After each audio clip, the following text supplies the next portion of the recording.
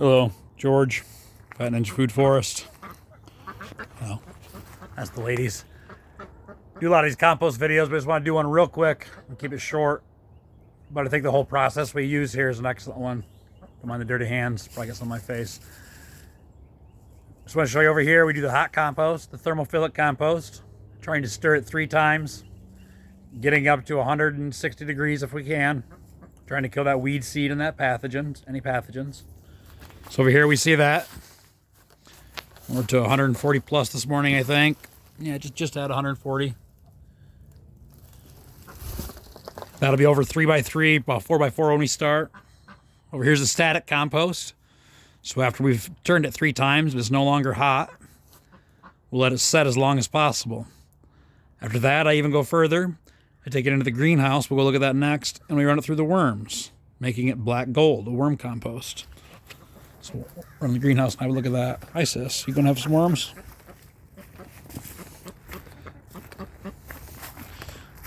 The new duck is so bossy. You're so bossy. We'll pause here for a second and go on into the greenhouse.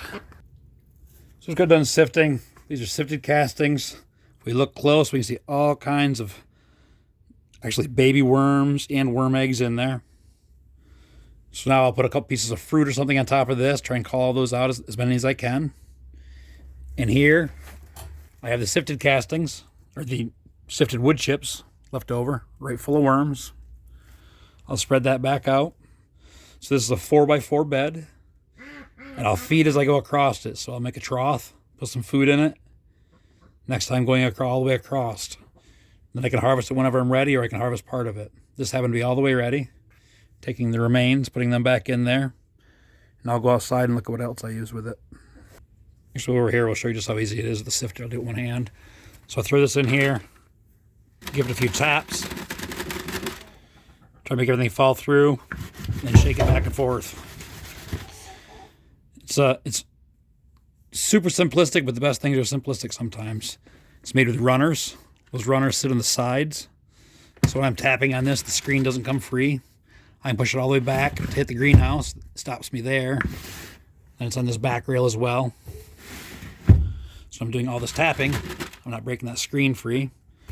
When I'm done sifting and tapping it, all the worms are left in there, all the debris is left in there. I can just dump it out next to it. Like that. Leaving behind this. But another part I use that'll add to that, because that's also coarse. So that's our carbon source. A lot of the bacteria and the fungi already building up in there, the bedding. But a new fresh bedding will be the sifted wood chips from out front. Said from out front, I've already sifted them. That already looks like compost, but you see it doesn't stay together. It's just sifted wood chips, so it's a wood chip compost. We're gonna make that even better.